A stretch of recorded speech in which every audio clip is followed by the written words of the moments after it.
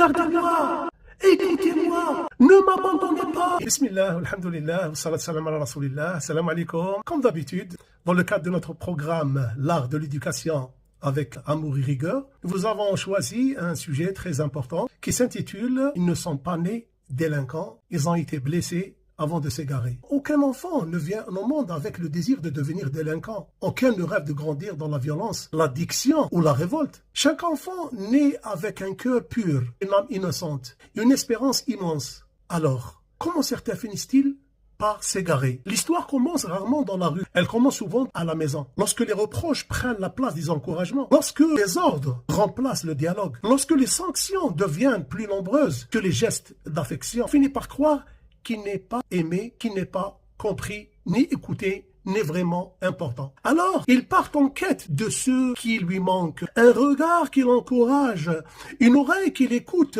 un cœur qui l'accueille. Et lorsque les parents cessent d'être les premiers éducateurs, d'autres prennent leur place. Un écran, un téléphone, un influenceur ou un groupe d'amis. Des personnes qui connaissent parfois parfaitement l'art d'attirer, mais ignorent tout de l'art d'éduquer. Petit à petit, les idées changent.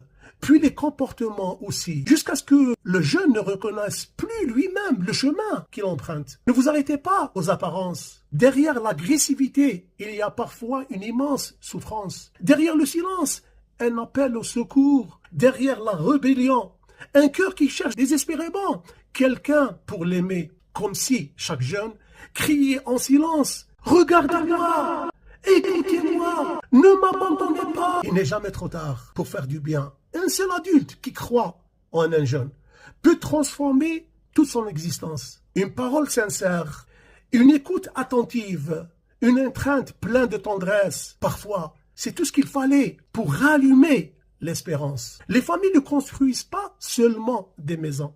Elles construisent des êtres humains.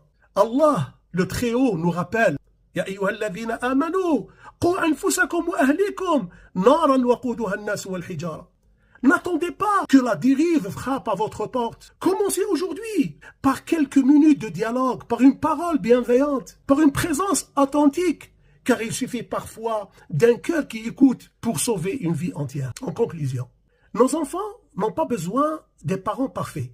Ils ont besoin de parents présents, des parents qui les aiment, les comprennent, les guident et avancent avec eux sur le chemin de la vie. Car un enfant qui grandit dans l'amour, la justice et le dialogue devient un adulte capable d'aimer, de construire et de servir sa communauté. Merci de votre attention. À la prochaine, Inch'Allah.